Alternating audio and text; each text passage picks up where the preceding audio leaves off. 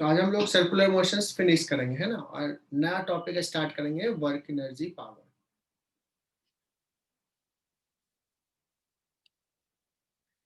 Circular motions में हमने centrifugal force पढ़ लिया। क्या कहा था बचा हुआ? रेडियस ऑफ कर्वेचर एक था, है ना। यस। और बच्चों एक इंपॉर्टेंट सवाल करवा रहा हूँ, हालांकि मेडिकल के लेवल से स्लाइटली ऊपर है, बट आ सकता है, इंपॉर्टेंट सवाल है, HC वर्मा में सॉल्व किया हुआ है, ठीक है। और ये बेसिक सवाल है, इसकी जरूरत आगे भी पड़ेगी, तो ये सवाल को स्टार मार्क करके लिख लेना।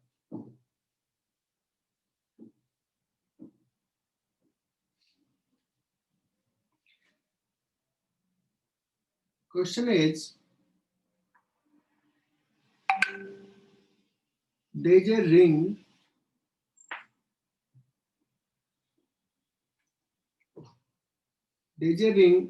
which is rotating with angular velocity omega about its own axis. A ring is rotating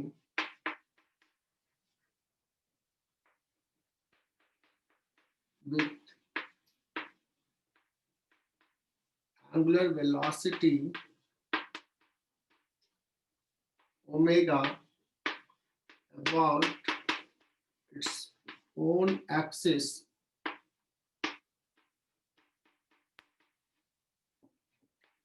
on a smooth horizontal surface.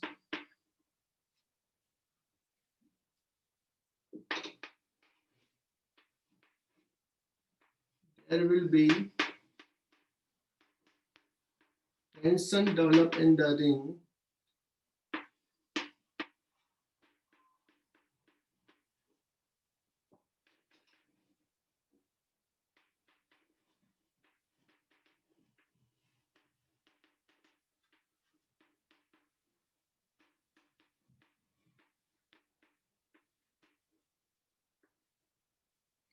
find the tension. तो बहुत ही इंपॉर्टेंट सवाल है, बेसिक सवाल है। चलो तो इसको सॉल्व करते हैं। तुम ऐसे थोड़ा सा विजुलाइज करो कि एक रिंग को ऐसे रोटेट करके छोड़ दिया तो रिंग में थोड़ा टेंशन डेवलप होगा। क्यों होगा टेंशन डेवलप, है ना। ये रिंग चाहेगा थोड़ा इलोंगेट होना, तो ऐसा क्यों होता है ये हम लोग डिस्कस करेंगे।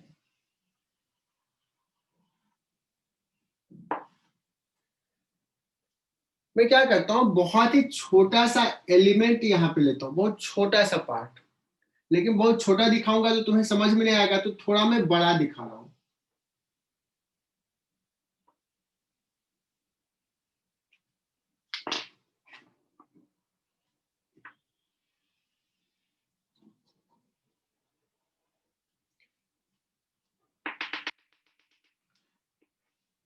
थीटा और थीटा, 2 थीटा का एलिमेंट ले लिया, लेकिन मैं बता रहा हूं ये है बहुत छोटा। अब बताना, इतने पार्ट को कंसीडर कर रहे हैं, इसमें टेंशन डेवलप है T, तो ये हमारा हो गया बॉडी, इसका एफबीडी ड्रॉ करना है। दैट मीन्स इधर वाला पार्ट, इस पे जो फोर्स लगाएगा वो हमें ड्रॉ करना है, इधर वाला पार्ट। तो ये लगा रहा टेंशन सपोज T, यहां भी टेंशन किधर लगेगा, टेंजेंशियल, इधर भी लगा रहा है T।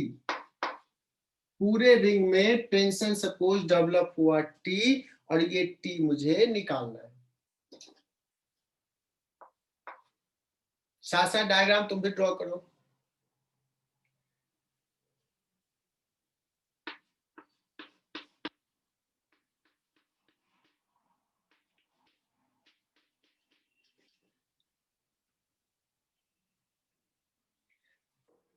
ये वर्टिकल, ये हॉरिजॉन्टल, टेंशन इधर है टेंजेंशियल। अब देखो ये एंगल थीटा है, दिस एंगल इज थीटा, तो ये भी हो जाएगा थीटा, और ये थीटा, ये टेंजेंशियल, ये रेडियस है, तो ये हो जाएगा 90 minus theta, so this angle becomes theta. So ये थीटा, ये 90 minus theta, so this will be theta.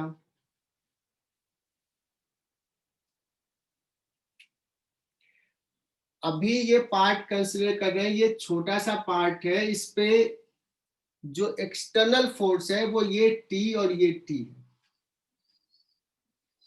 इन दोनों टी का दो कंपोनेंट, इस टी का इधर हो गया टी कॉस थीटा और इधर हो जाएगा टी साइन थीटा। सिमिलरली इसका भी इधर टी कॉस थीटा और इधर टी साइन थीटा। अब बताना इसमें कौन सा कंपोनेंट कैंसिल कर रहा है एक दूसरे को, कॉस थीटा वाला या साइन थीटा वाला? गौरी यही रहा, बताओ कौन सा कंपोनेंट कैंसिल कर रहा है?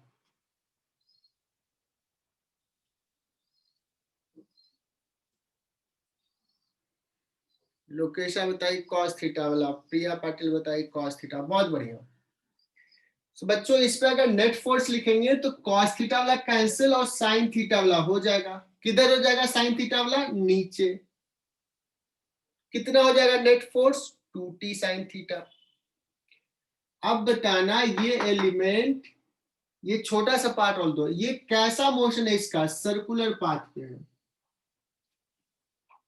तो लिखो यहां से consider an element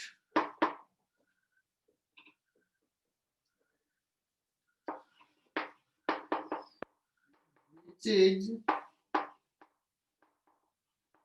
subtending angle 2 theta at center. Let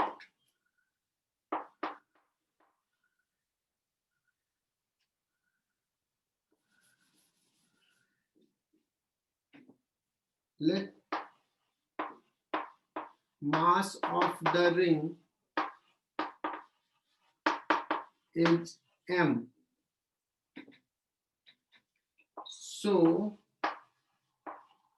mass of the element dm। अब समझना है, यहाँ पे ये सारी चीजें सीखना है, नया चीज सीख रहे हो। पहले तो मैं बताता हूं करने वाले क्या हूं मैं। This element is moving on a circular path, तो इस पे एक नेट फोर्स टुवर्ड सेंटर होना चाहिए, और ये यूनिफॉर्म सर्कुलर मोशंस कर रहा है, तो नेट फोर्स टुवर्ड सेंटर कितना हो जाएगा? m omega square r। लेकिन मास किसका? इसका। तो इसका मास लिखना होगा, क्योंकि ये छोटा एलिमेंट है इसलिए छोटा मास लिखा, dm लिखा। सो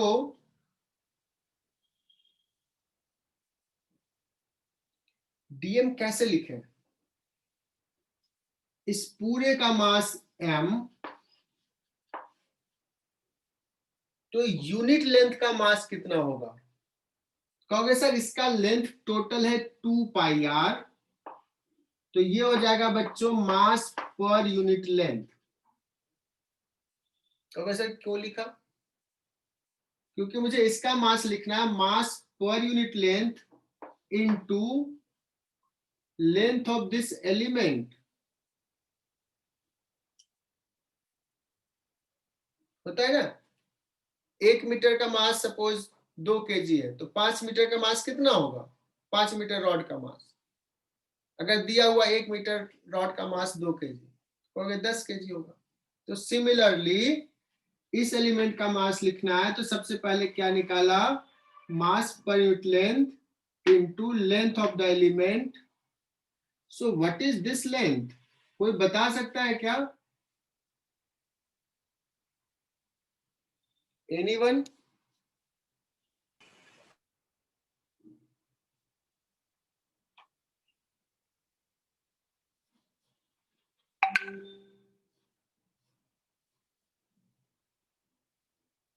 कोई बात नहीं, मैं बताता हूं, बताना कि सही है कि नहीं।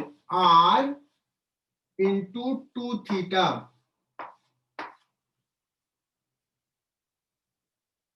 क्या बात है, प्रिया पाटिल ने बताया एकदम से।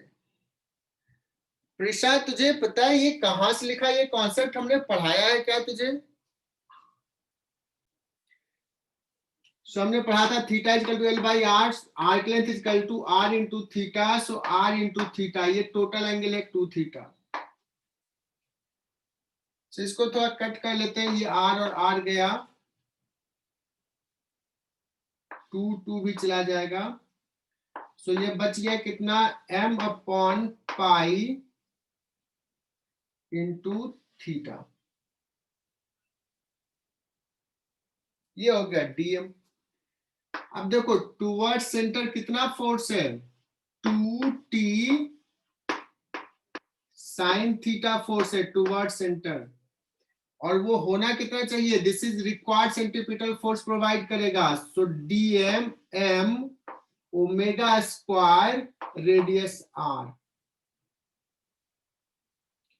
dm का वैल्यू पुट कर दो, m upon pi into theta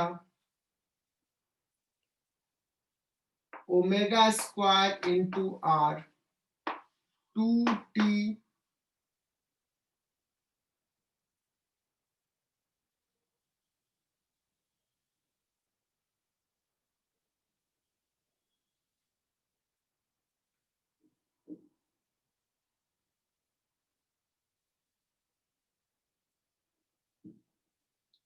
ये साइन थीटा को कुछ लिख सकते हैं क्या, अगर थीटा बहुत स्मॉल है तो?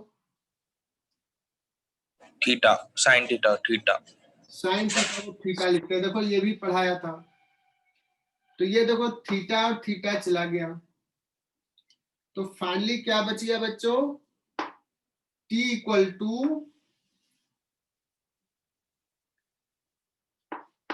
टू आ गया m upon 2 pi omega square into R, this is your result. बड़ा इंपॉर्टेंट सवाल है, शायद कुछ बच्चे एंजॉय किए होंगे कि यार कैसे निकल गया एकदम से। So next concept is radius of curvature, लिख लो।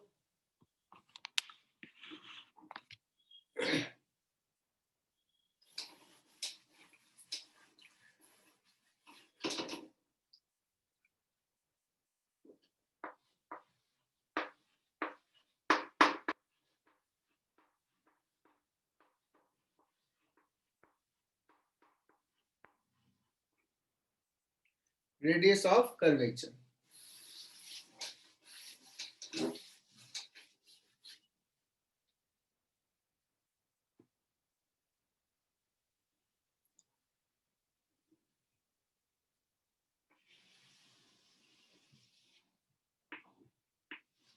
सुनना, ये बहुत छोटा सा चीज है, ऑलरेडी पढ़ाया हुआ है। अगर कोई पार्टिकल v वेलोसिटी से मूव कर रहा है सर्कुलर पाथ पे, इसका रेडियस ऑफ कर्वेचर अभी r है, क्योंकि ये सर्कल है तो यहाँ पे भी रेडियस ऑफ कर्वेचर r, यहाँ भी रेडियस ऑफ कर्वेचर r, मतलब ये हर एलिमेंट एक ही सर्कल का पार्ट है। लेकिन अगर मान लो कोई कभी आर्बिट्ररी ऐसा कुछ है, कर्व्ड पाथ है, तो ये छोटा सा अगर एलिमेंट यहाँ पे लेंगे तो ये किसी इस सर्कल का पार्ट होगा, ये लेंगे तो हो सकता है ये किसी दूसरे सर्कल का पार्ट है, ये जो पार्ट है किसी बड़े सर्कल का पार्ट है, ये जो है किसी छोटे सर्कल ऐसा का पार्ट है। आ रहा है समझ में? इसका रेडियस ऑफ कर्वेचर ये हो जाएगा, इस पॉइंट का रेडियस ऑफ कर्वेचर ये हो गया, इस पॉइंट का रेडियस ऑफ कर्वेचर ये हो गया, इस पॉइंट का रेडियस ऑफ कर्वेचर ये हो गया। ये मैंने समझाया। दैट मीन्स अगर कर्व्ड पाथ है आर्बिट्ररी, तो अलग अलग पॉइंट पे रेडियस ऑफ कर्वेचर अलग होगा। रेडियस ऑफ कर्वेचर का मतलब हुआ कि वो छोटा सा पार्ट, छोटा सा एलिमेंट किस रेडियस, किस सर्कल का पार्ट है, तो उस सर्कल का रेडियस क्या है। Is it okay? अगर कोई सर्कल है, कर्व एक सर्कल है, तो हर पॉइंट पर रेडियस ऑफ कर्वेचर आर है। तो रेडियस ऑफ कर्वेचर क्या होता है, ये क्लियर। अब मैं बात करता हूं कि हमें क्या पता है, हमने अभी क्या सीखा सर्कुलर मोशन में, कि अगर ये सर्कुलर पाथ पे मूव कर रहा है, इसका अगर स्पीड v है, तो हमें पता है कि इसका एक्सलेशन कितना होगा, v स्क्वायर बाई आर, किधर, वेलोसिटी के परपेंडिकुलर। सुनना, अगर ये सर्कुलर पाथ पे मूव कर रहा है, इसका स्पीड अगर v है, रेडियस r है, तो इसका वेलोसिटी के परपेंडिकुलर, दैट मीन्स जो ac है वो v स्क्वायर बाई आर है। मैंने AC को यहां पे लिख दिया A परपेंडिकुलर।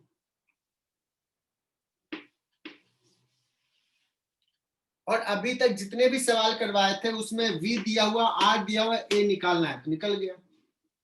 लेकिन मैं कभी उल्टा कर दूं, कह दूं कि V दिया हुआ है, A पता है, तो कैन वी फाइंड R? कहोगे yes sir. R is equal to क्या हो जाएगा, V square upon A perpendicular, that's it. तो radius of curvature is equal to v square, speed का square, divided by a perpendicular. a perpendicular का मतलब हुआ acceleration perpendicular to velocity. ये भी कोई थ्योरी है क्या, कुछ नया पढ़ा है क्या, लेकिन बड़ा इंपॉर्टेंट है। इसी को ऐसे लिख दिया, तो लिख लिया बच्चों, ये मिटा रहा हूं।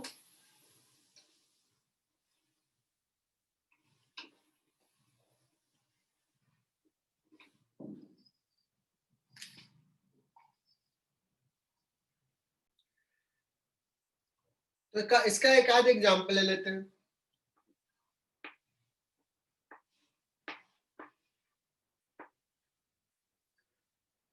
अगर मैं कहूं कि एक प्रोजेक्टाइल को थ्रो किया है थीटा एंगल से, तो इसका पाथ जो है वो सर्कुलर नहीं है, सेमी सर्कुलर नहीं है, पता है, ये पैराबोलिक पाथ है,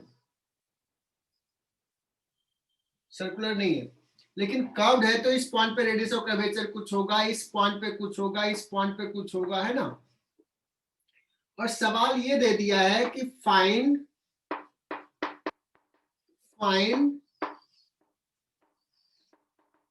radius of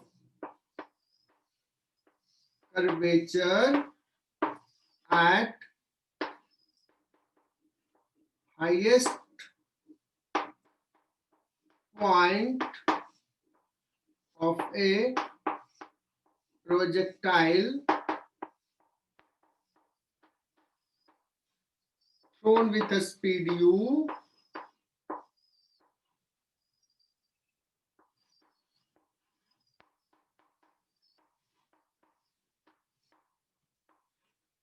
u at angle theta with horizontal। तो इतना बड़ा लिख दिया, तुम लोग भी लिख लो, नोट्स अच्छा बनाते हो तुम लोग। तो कहोगे सर मुझे इस पॉइंट पे अगर रेडियस ऑफ कर्वेचर निकालना है, तो व्हाट वी नीड v। देखते हैं, Pallavi what is the speed here. Pallavi mic on करके बोल सकती हो, और नहीं तो डांट पड़ेगी।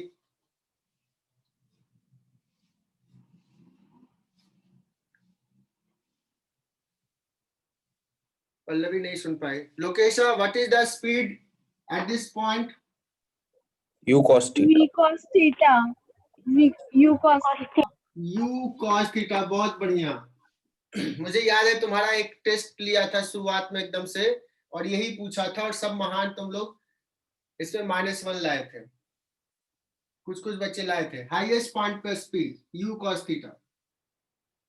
और क्या चाहिए? एक्सलेशन। किधर? इधर। तो पहले हम देखते हैं इसका नेट एक्सलेशन किधर है। तो हमें तो पता है g इधर है, और अच्छी बात है जो नेट है वो वेलोसिटी के परपेंडिकुलर ही है, ये तो 90 डिग्री है, तो मुझे कुछ करना नहीं है। Radius of curvature at highest point is equal to u square cos square theta upon g। समझा? अब मैं पूछ देता हूं कि यहां पे क्या है radius of curvature at initial point. दूसरा सवाल है radius of curvature at initial point of projection.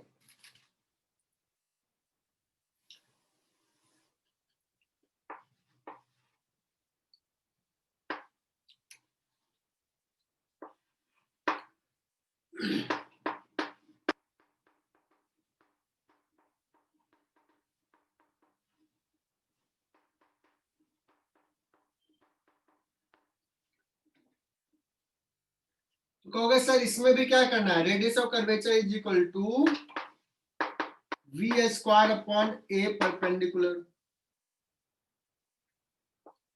सारे लोग देखना, इसका Correct. v तो u ही हो गया, a किधर है? a तो इधर है g, मुझे किधर चाहिए a? इधर। तो ये एंगल थीटा, तो ये 90 माइनस थीटा, तो ये हो जाएगा थीटा बच्चों। चेक कर लो, ये थीटा। सो वेलोसिटी के परपेंडिकुलर डायरेक्शन में एक्सेलेरेशन कितना हो जाएगा? g cos theta. तो v के जगह पे हो जाएगा u, उस समय स्पीड u है, u स्क्वायर अपॉन एक्सेलेरेशन जो है वेलोसिटी से किसी एंगल पे है, इसका इधर का कंपोनेंट g cos थीटा। क्या ये समझा क्या? रिया, रिया क्या ये क्लियर हुआ कि हाँ सर ने कैसे लिख दिया? अब ये सवाल पूछ दिया, यहां पे निकाल लिया रेडियस ऑफ कर्वेचर, यहां पे निकाल लिया। मैं पूछ रहा हूं उस पॉइंट पे निकालो जहां पे जो वेलोसिटी है वो एक्स एक्सिस से अल्फा एंगल बना रहा है। सर्टेनली अल्फा जो होगा वो लेस देन थीटा होगा, बिकॉज ये एंगल कम होते होते होते जीरो होता है, फिर बढ़ने लगता है। तुमको आगे से कोई बड़ी बात नहीं है, जी तो मुझे पता है इधर है। अब क्या करना है, इस वेलोसिटी के परपेंडिकुलर डायरेक्शन ड्रॉ करते हैं। आपने ये एंगल अल्फा दिया है तो ये हो जाएगा 90 माइनस अल्फा, तो ये हो जाएगा अल्फा। तो इस पॉइंट के लिए हमने ए परपेंडिकुलर तो इजिली निकाल लिया जी कॉस अल्फा। और क्या चाहिए? मुझे चाहिए इस समय स्पीड क्या है, ये चाहिए ना, इसका वेलोसिटी क्या है इस मोमेंट पे, ये कैसे निकालें?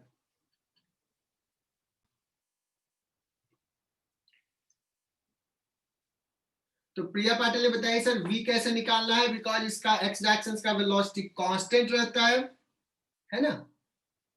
तो अगर इसका वेलोसिटी v है तो x डायरेक्शन का होगा v cos alpha, but we know that कि इसका x डायरेक्शन का वेलोसिटी है u cos थीटा, हर पॉइंट पे यही है, इक्वेट कर लिया तो v निकल गया। फिर r is equal to v square upon a perpendicular, तो ये आ जाएगा।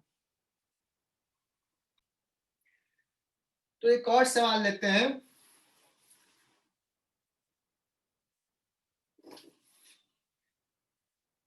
कि अगर मैं कभी ऐसे दे दूं, अभी तो प्रोजेक्टाइल में दे दिया, मान लो इसका एक वेलोसिटी इधर है v, एक्सलेशन इधर है a, ये एंगल है थीटा, है ना। तो इस मोमेंट पे जो इसका पाथ होगा उसका रेडियस और कर्वेचर होगा v स्क्वायर अपॉन, क्या लिखूं, a cos थीटा या a sin theta? sin theta. a sin theta, है ना।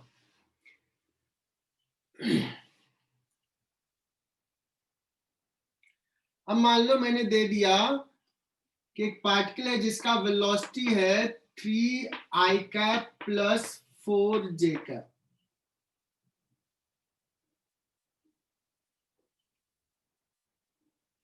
और दिस इज वेलोसिटी, और एक्सलेशन है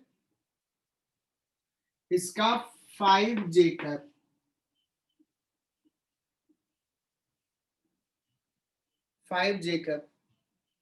Then find radius of curvature at that point.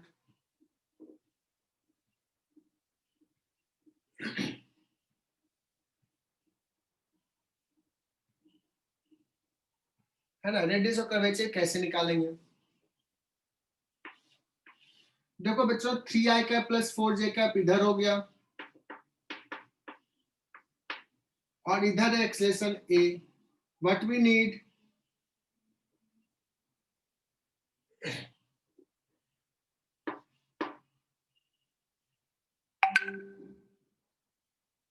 हमें क्या चाहिए, हमें चाहिए इस एक्सेशन का वेलोसिटी के परपेंडिकुलर डायरेक्शन में कंपोनेंट।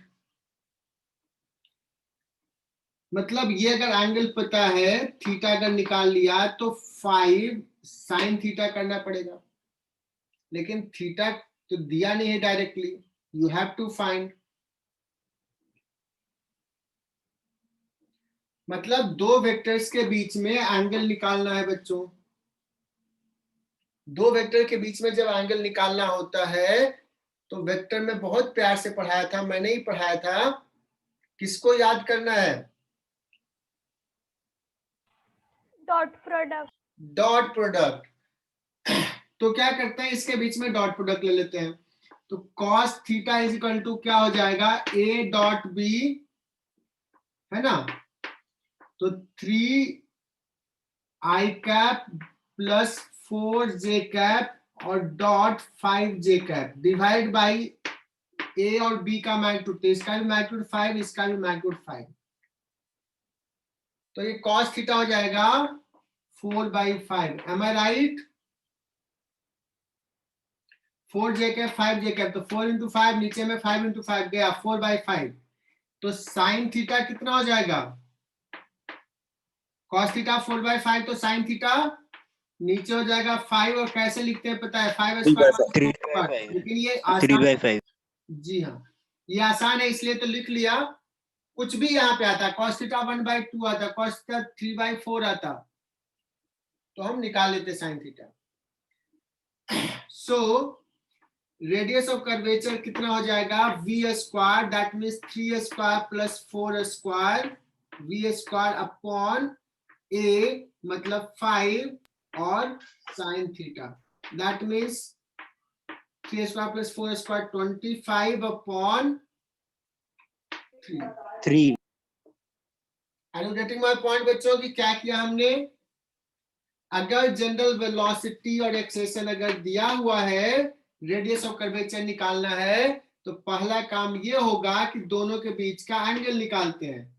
जब दोनों के बीच का एंगल निकाल लिया, उसके लिए डॉट प्रोडक्ट निकलेगा तुम्हें cos theta, but we know that कि मुझे साइन थीटा चाहिए, तो कोई क्रॉस प्रोडक्ट मत यूज करना। थीटा निकालना है, साइन थीटा भी चाहिए, तो पहले cos थीटा निकालो। How to write cos theta से sin थीटा कैसे लिखते हैं, ये हमने ट्रिगोनोमेट्री में बहुत मन से बहुत पढ़ाया है। तो sin थीटा लिख लिया और कर लिया, process clear. So new topic is work, energy and power.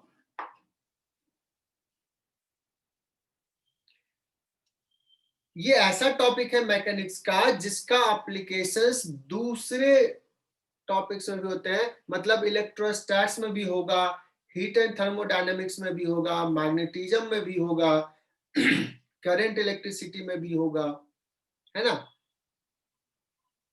तो ये बड़ा इंपॉर्टेंट सवाल है। न्यूटन्स लॉ का एप्लीकेशन मोस्टली कन्फाइंड रहेगा मैकेनिक्स में, मोस्टली। हालांकि न्यूटन्स लॉ तो बहुत बेसिक ही है।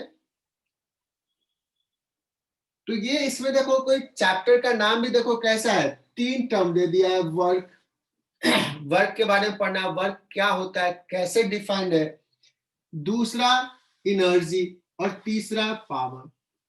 इस चैप्टर में बस यही 3 चीज सीखना है, ठीक है ना। तो तुम लोग इनफैक्ट कुछ कुछ बच्चे बहुत जानते हैं यार, बहुत पढ़ते हो तुम लोग। एनर्जी, 2 टाइप का एनर्जी पढ़ा होगा तुमने। एक पढ़ा होगा काइनेटिक एनर्जी, और कोई एनर्जी पढ़ा है क्या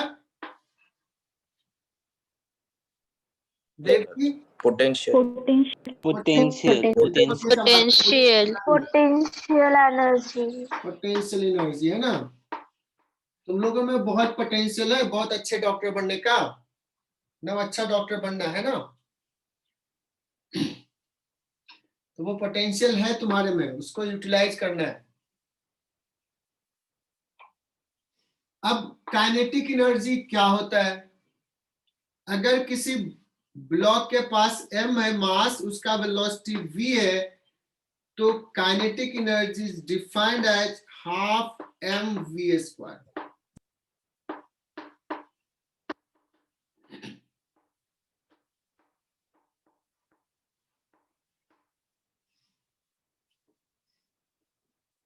है ना। तो kinetic energy of a block जिसका वेलोसिटी v है, तो ये ऐसा हो जाएगा। अच्छा बताओ, ये वेलोसिटी जो है वो फ्रेम पे डिपेंडेंट है। मतलब किसी ब्लॉक का वेलोसिटी मुझे ग्राउंड फ्रेम में कुछ और दिखेगा, किसी दूसरे फ्रेम में कुछ और दिखेगा। वैसे ही kinetic energy is also frame dependent.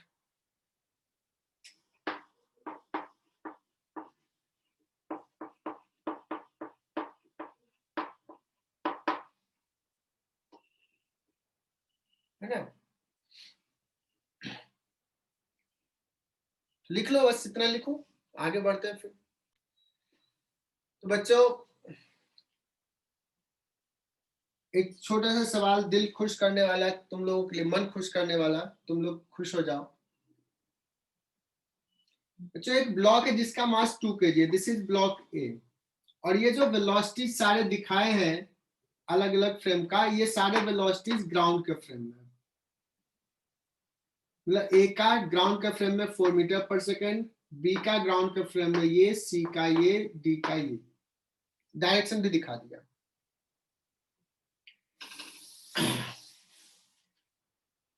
अब मैं क्या लिख रहा हूं? लिख रहा हूं kinetic energy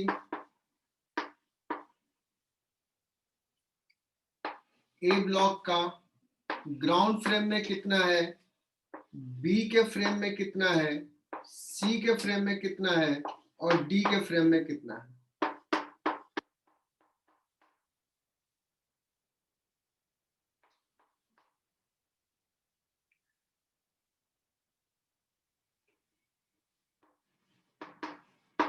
Kinetic energy of A in ground frame is what? Kinetic energy of A in B frame is what? C frame is what? जल्दी से इसको फिल करो। एक में बताता हूं, ग्राउंड फ्रेम में इसका वेलोसिटी कितना है? 4। क्या हो जाएगा? हाफ, मास तो 2 है, इंटू 4² कितना हो जाएगा? 16। किसी को पता है कि काइनेटिक एनर्जी का यूनिट क्या होता है? Joule. जूल। काइनेटिक एनर्जी का यूनिट होता है जूल, इतना joule. In frame of B, half into 2 into B के फ्रेम में ए का कितना वेलोसिटी है? 6 या 4 या 2? प्रथमेश 6. 6 है। तुम्हें बी में बैठ के ये 6 से जाते हुए दिखेगा? 1 सेकंड में तेरे से ये 6 Two. मीटर आगे जाएगा या 2 मीटर आगे जाएगा? तू जाएगा यहाँ से 2 मीटर, ये जाएगा यहाँ से 4 मीटर, कितना आगे जाएगा? 2 मीटर। 2. और ऐसे भी क्या होता है, velocity of A with respect to B is equal to V A minus V B. V is 4 I cap, V B is 2 I cap, तो कितना हो जाएगा? 2 I cap, isn't it?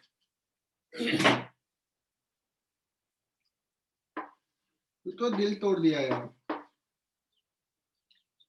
2 square कितना हो जाएगा? 4 joule. What is the velocity of A with respect to C? मैं किससे पूछूं? शरण्या कनेक्टेड हो क्या? 6. Yes, sir. शरण्या बताओ क्या होगा आंसर सी का? Half Into 2.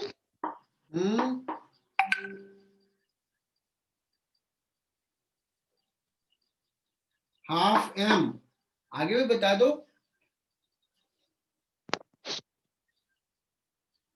इसके फ्रेम में ये क्या वेलोसिटी से जाते हुए दिखेगा? 2. पक्का? 2 square. Yes, sir. यार तू इधर जा रही है, लोकेशन तेरे से रूट के इधर जा रही है, तो दूरी ज्यादा है ना?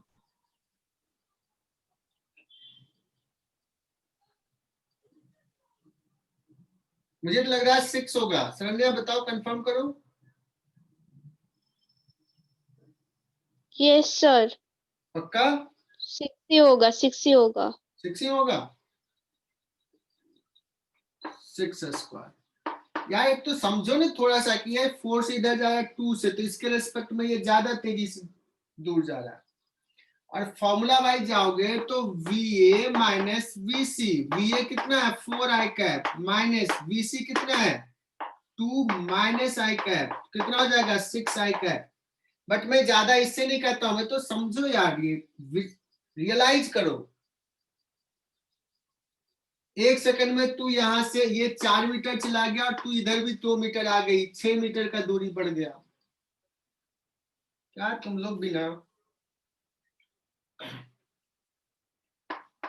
फिजिक्स विजुलाइज करना है, सिर्फ हवा में नहीं, मतलब सिर्फ बुक पे ऐसे लिखते से नहीं होगा कुछ। इसलिए देखो हमेशा मैं डायग्राम ड्रॉ करता हूं। What is velocity of A with respect to D? Tanishka, Tanishka क्या लिखे यहाँ पे?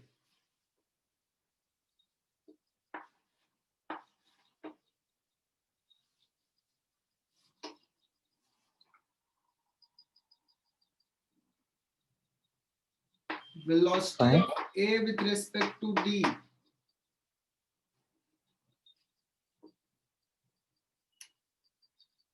यार मतलब मुझे तो लगा था सब ऐसे ही बता दोगे चुटकियों में। 4 square. 4. 5. 5. 4 square. स्क्वायर, एकदम सही। 5 स्क्वायर बता रहा बच्चा कुछ, बहुत बढ़िया। क्योंकि velocity of A with respect to D हो जाएगा 4 आई कैप और माइनस वीडी, तो -3 जे का, है ना? इसका ऐसा मतलब नहीं कि 7 लिख दिया या 1 लिख दिया।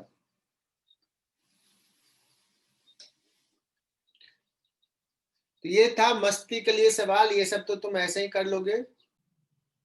तो बच्चों काइनेटिक एनर्जी अभी अभी डिफाइन किया होता है half m into V square. पता है इसको ऐसे भी लिख सकते हैं, half m into V dot V, ठीक है ना?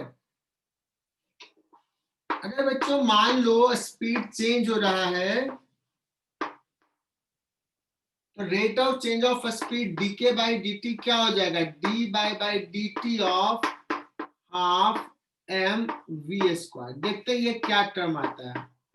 हाफ बाहर, m बाहर, v स्क्वायर का 2v into dv by dt।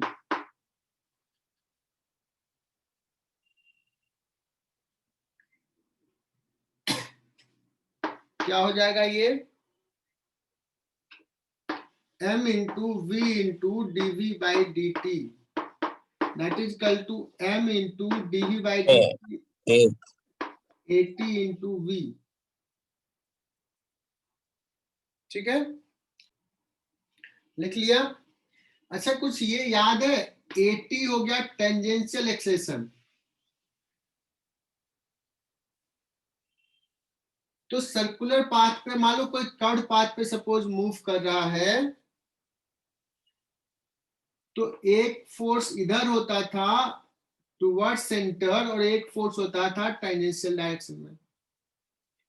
तो जो टेंजेंशियल डायरेक्शन में फोर्स होगा, टेंजेंशियल फोर्स, उसको लिखेंगे m into 80। 80 is the tangential acceleration, rate of change of speed है। और कुछ इधर होता है सेंट्रीपिटल फोर्स। इन दोनों का रिजल्टेंट मान लो दिस इज नेट एफ। तो जो नेट एफ सपोज इस डायरेक्शन से, मतलब वेलोसिटी के डायरेक्शन से अगर थीटा एंगल बना रहा है,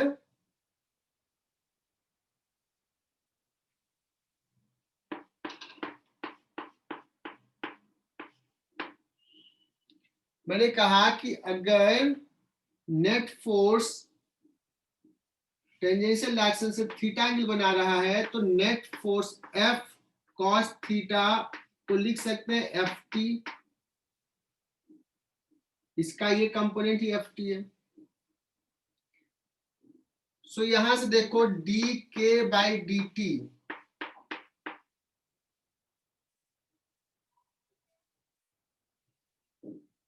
डी के बाई डी टी को क्या लिख सकते हैं? एफ टी मतलब F cos theta into V. लिखो, यहां तक लिख लिया।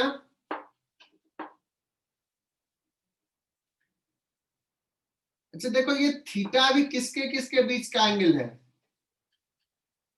वेलोसिटी भी तो टेंजेंशियल डायरेक्शन होगा, वेलोसिटी और फोर्स के बीच का एंगल है। सो क्या तुम इसको ऐसे लिख सकते हो क्या कि सर इसको ऐसे लिख दे, एफ वेक्टर और डॉट वी वेक्टर?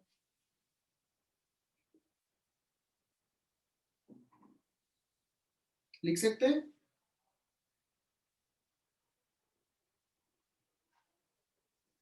सो डी के बाई डी टी क्या हो गया बच्चों? एफ डॉट वी,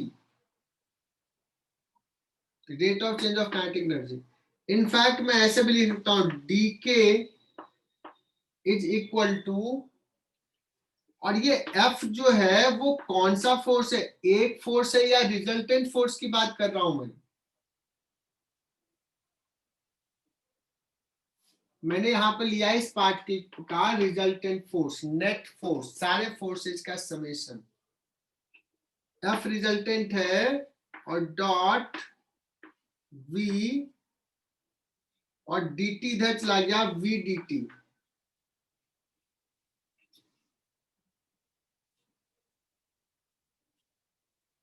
कुछ उलझने की जरूरत नहीं है, बहुत छोटा सा ही चीज पढ़ा रहा हूं। So D K is equal to क्या आ गया बच्चों? F dot V D T. इसको कह सकते हैं छोटा सा डिस्प्लेसमेंट डी आर।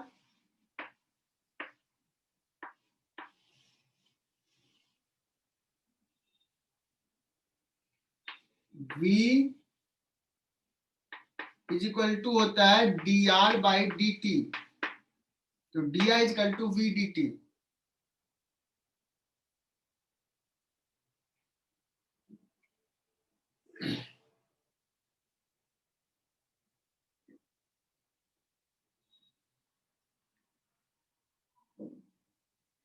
है ना? अब सुनना, जो हमने ये चीज डिराइव किया है उसमें सिर्फ ये किया है कि के काइनेटिक एनर्जी को ऐसे डिफाइन किया, नाम दे दिया है kinetic energy half M V square को, और फिर m इंटू 80 को लिख दिया फोर्स का ये कंपोनेंट,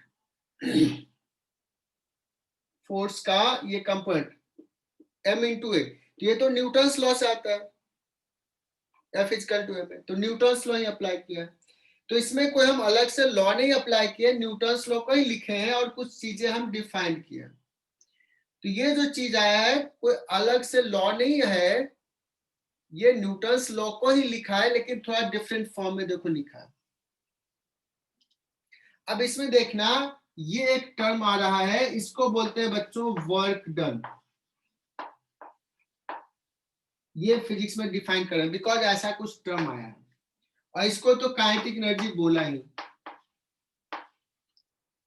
है ना। तो ये जो एक्सप्रेशन आया ना बहुत इंपॉर्टेंट, इसको और अच्छे से लिखूंगा। ये डी के मतलब चेंज इन काइनेटिक एनर्जी, इसको अगर इंटीग्रेट कर दो तो आ जाएगा डेल्टा के, डी को इंटीग्रेट कर दिया तो, और इसको भी इंटीग्रेट कर दो, F resultant dot D R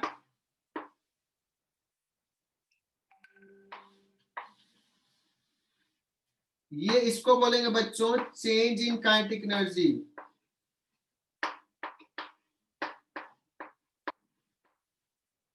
और resultant force dot D R इसको बोलते हैं वर्क डन। इसको हमने डिफाइन किया, अभी अभी नाम दिया है ऐसे टर्म को, इस प्रोसेस को, F dot D R work done, work done by कौन सा फोर्स, रिजल्टेंट फोर्स। तो ये जो एक्सप्रेशन है ये किसमें रिलेशंस बता रहा है, काइनेटिक एनर्जी और वर्क डन में, इसलिए इसको बोलते हैं work energy theorem. This is called work energy theorem.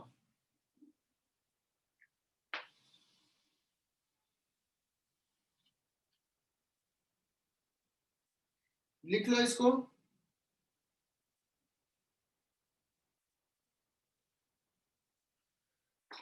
Work energy theorem.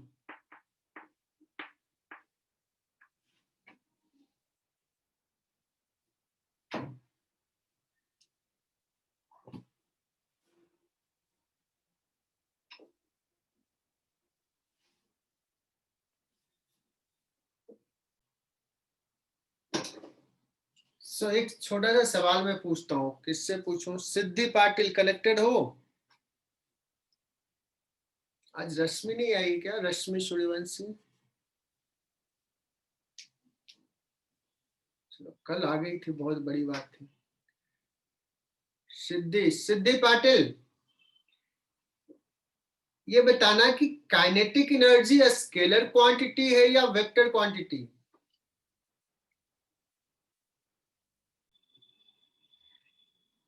Delta के इक्वल टू रिजल्टेंट फोर्स का वर्क डन है, एफ आर। अच्छा बताना इस पे कि रिजल्टेंट फोर्स ऐसा थोड़ी है कि सिर्फ एक ही फोर्स होगा, जरूरी है नहीं, बहुत सारे फोर्सेस लग रहे होंगे। तो resultant force will be summation of, vector summation of all individual forces.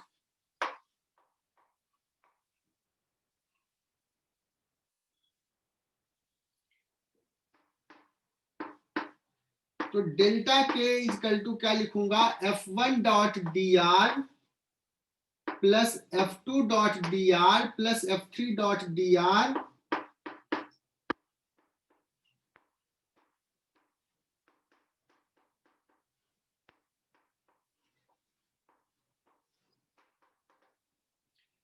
मतलब delta K is equal to कहेंगे, इसको कहेंगे वर्क डन बाई फोर्स 1, इसको बोलेंगे work done by force 2 plus so on,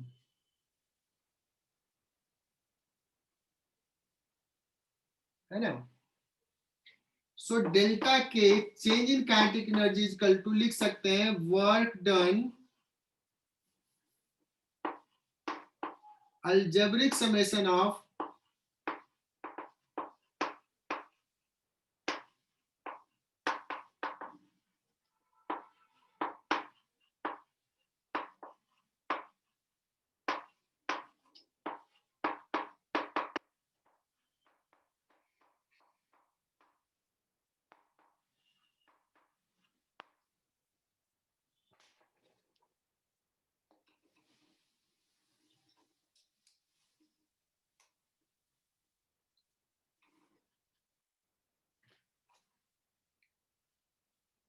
delta K is equal to algebraic summation of work done by all individual forces. Work done को W से denote करते हैं, क्या होता है F.dr। बहुत सारे बच्चों का भी वर्क डन समझ में नहीं आया होगा।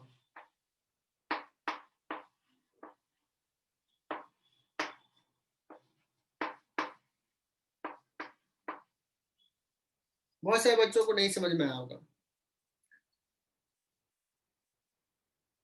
बच्चों अगर कोई फोर्स, अब हम क्या करते हैं ना, थोड़ा सा मैं एक्सप्लेन करता हूँ। देखो काइनेटिक एनर्जी तो मैंने बता दिया, एक सवाल भी करा दिया, काइनेटिक एनर्जी क्या होता है, स्केलर क्वांटिटी है, उसका वेलोसिटी 2 मीटर पर सेकंड है, तो क्या काइनेटिक एनर्जी है, अलग फ्रेम में क्या काइनेटिक एनर्जी है, ये हमने डिस्कस कर लिया।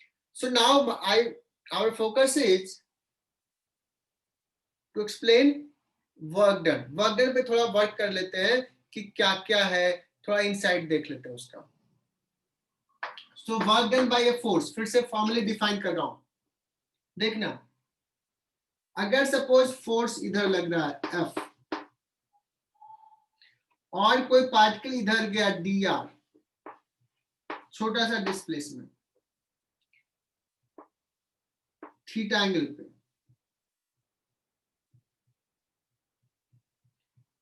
फोर्स इधर लग रहा और dr इधर गया, तो वर्क डन dw, क्योंकि छोटा सा फोर्स है, dw equal to F dot dr, that means F dr cos theta है।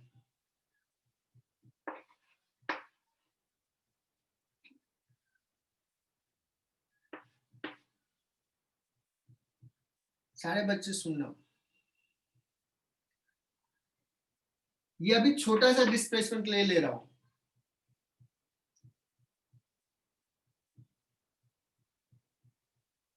dw किस किस चीज पे डिपेंड कर रहा है, फोर्स कितना लग रहा है, डिस्प्लेसमेंट कितना होगा, और दोनों के बीच का एंगल क्या है ना। अगर मैं पूछूं special case,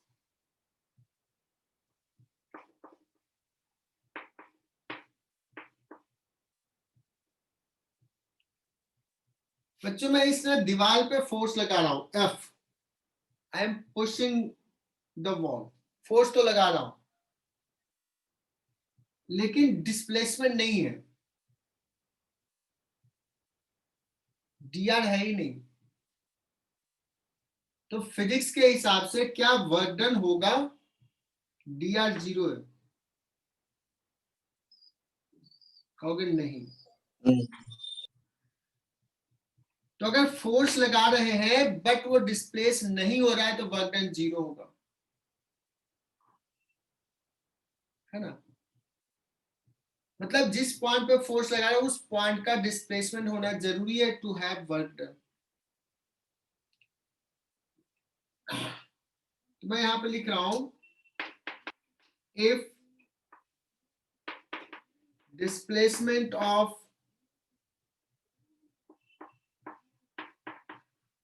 point of application of force is 0, then work done will be 0। और देखो वर्क एनर्जी थ्योरम भी क्या कहता है, डेल्टा के इक्वल टू वर्क डन। अब देखो मैं दीवार पे फोर्स लगा रहा हूं फोर्स मूव नहीं कर रहा है, मूव नहीं किया तो मैंने वर्क 0 किया, और इसका काइनेटिक एनर्जी भी चेंज नहीं हुआ है, काइनेटिक एनर्जी वही है, 0 है तो 0 ही है, तो काइनेटिक एनर्जी में चेंज भी 0 है। तो देखो ये मैच कर रहा है, क्लियर ना।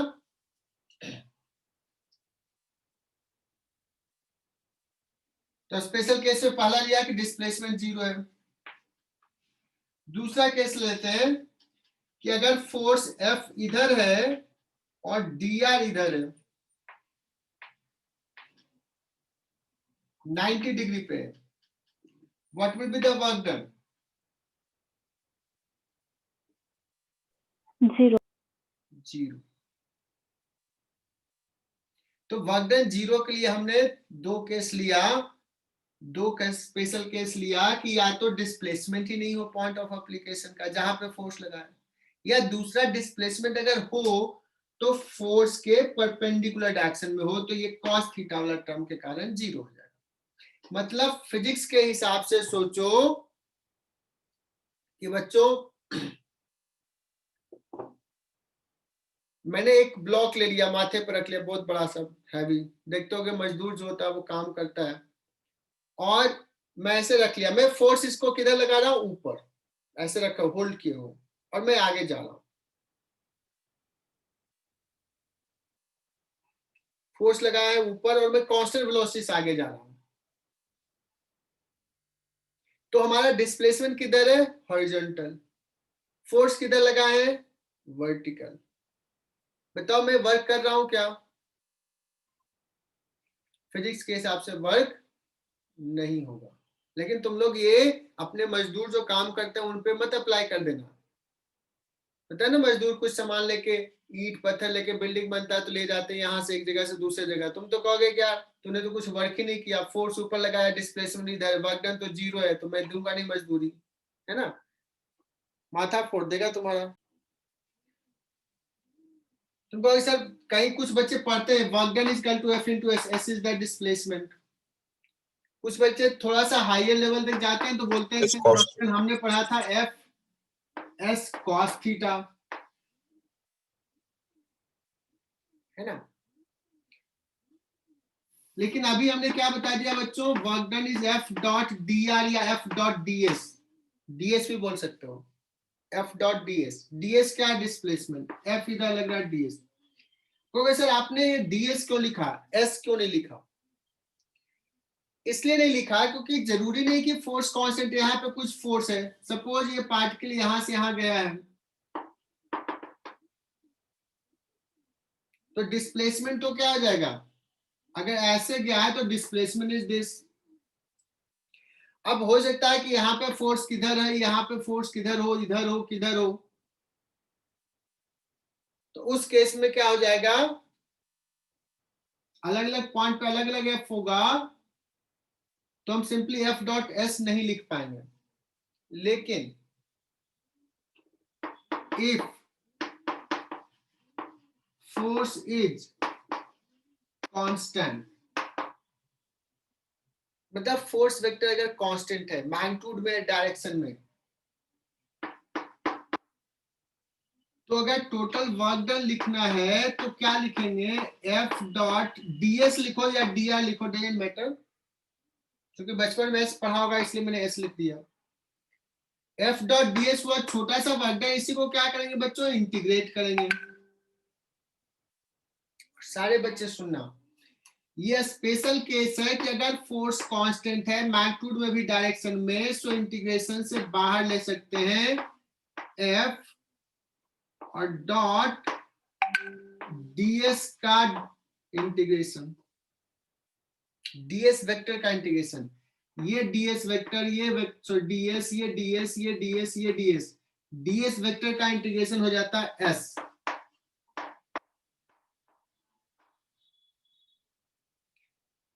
और F डॉट S फिर हो जाता है F into S into cos theta. तो actually work done is equal to F dot S, this is a special case. ये क्या है, स्पेशल केस है। स्पेशलिटी क्या है कि जब फोर्स कांस्टेंट होगा तभी लिखेंगे work done by force is F dot ds, otherwise लिखेंगे F डॉट ds का integration. Are you getting my point? Work done is equal to F dot ds कब लिखेंगे, जब फोर्स कांस्टेंट है, अदरवाइज F डॉट ds का integration. एक बहुत छोटा सा सवाल, आज का लास्ट सवाल, if a force F acting on a particle which moves from point A का कोऑर्डिनेट दे दिया, to point B, then find work done by the force for this displacement। तो सबसे पहली अच्छी चीज ये हो जाएगा, खुश होने वाली चीज ये हो जाएगी कि ये फोर्स क्या है, कांस्टेंट है। क्या ये टाइम के साथ चेंज कर रहा है, क्या ये पोजीशन के साथ चेंज कर रहा है, कहोगे नहीं। तो इस केस में मैं लिख सकता हूं कि work done is F dot displacement.